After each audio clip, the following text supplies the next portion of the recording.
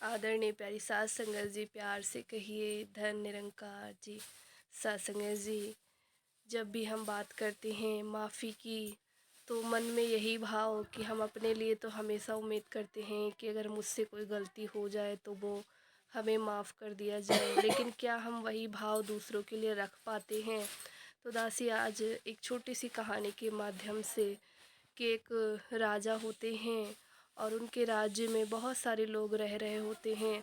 तो उनमें से एक व्यक्ति जो राजा से बहुत ज़्यादा कर्जा लिए हुए, जो बहुत ज़्यादा उधार लेता है, और उसके पश्चात जब नया साल आने वाला होता है तो राजा उससे कहता है कि कोई बात नहीं, इस साल मैं जो भी हमारे प्रजा हैं जिन्होंने हमसे कर्ज लिया है, उन सभी प्रजा के जो कर्जे हैं वो मैं माफ़ कर दूंगा इस साल। तो फिर वो ऐसा निर्णय लेते हैं, और इस निर्णय को जब उनकी प्रजा में सुनाया जाता है कि राजा ने ऐसा निर्णय लिया है कि पिछले साल का जितना भी बकाया था सभी का, चाहे जितना रहा हो, वो जो सब राजा ने जो है बख्श दिया है, माफ़ कर दिया है, सभी का कर्जा माफ़ है।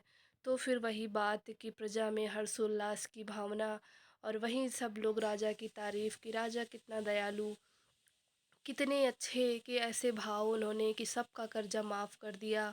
और नए साल में नव वर्ष का जो एक बहुत ही बड़ा कहते हैं ना, जिसके सर पर कर्ज होता है, वो बहुत ज़्यादा मतलब अपने आप को ऐसा फील होता है उसका, उसके अंतर मन को, कि उसके ऊपर बहुत कुछ लदा हुआ है और वो उतारने की उसे ज़रूरत है, बोझ जैसा।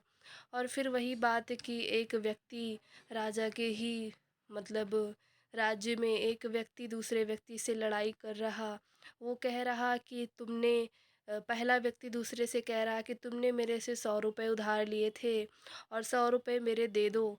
तो वो बोलता है कि ठीक है, आज नहीं है मेरे पास, लेकिन मैं कल दे दूँगा। फिर जब अगला दिन आता है तो फिर वो उससे कहता है कि आपने जो कर्ज़ लिया था मेरे से 100 रुपये, वो मुझे वापस कर दो। तो फिर वो कहता है कि अभी तो इंतज़ाम नहीं हो पाया। वो कहता है अच्छा ठीक है, मैं तुम्हें 1 महीने का समय देता हूँ, और अगर तुमने 1 महीने में मेरे पैसे नहीं लौटाए तो देख लेना। बात इतना कहते और उसके बाद 1 महीने का भी समय बीत गया, लेकिन वो जो महापुरुष थे वो धन को इकट्ठा नहीं कर पाए, माया को इकट्ठा नहीं कर पाए। और उन्होंने कहा कि जब उनसे पहले व्यक्ति ने पूछा कि मेरे 100 रुपये दो, तो उसने कहा कि मेरे पास तो माया नहीं है। और फिर उसी बात में दोनों में बहुत ज़्यादा बहस, लड़ाई झगड़ा हो गया, इतना ज़्यादा कि यहाँ तक कि जो उनको जो सिपाही थे वो पकड़ के लेके गए और राजा के पास उन दोनों को पेश किया गया। फिर राजा ने पूछा कि क्या तुम दोनों लड़ झगड़ क्यों रहे हो, क्या परेशानी हो गई है तुम दोनों को?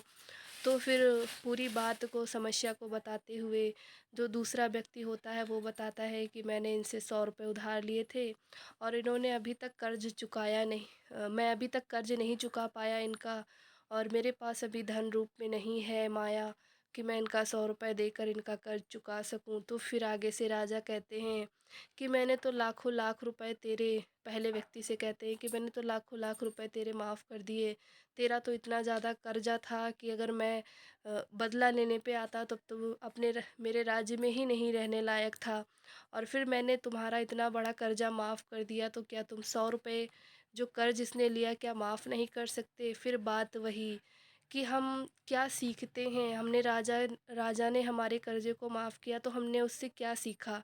सीखना कुछ और था और सीखा हमने कुछ और। तो फिर जीवन का लक्ष्य वही कि राजा से हमें उसके गुणों को सीखना था, कि राजा ने जहाँ सबके कर्जे माफ़ किए, चाहे वो कितने भी बड़े रूप में रहे हों। और फिर वही बात है कि हम छोटे से 100 रुपये के लिए इतना ज़्यादा लड़ाई कि हमें उसके लिए न्याय की ज़रूरत पड़ गई।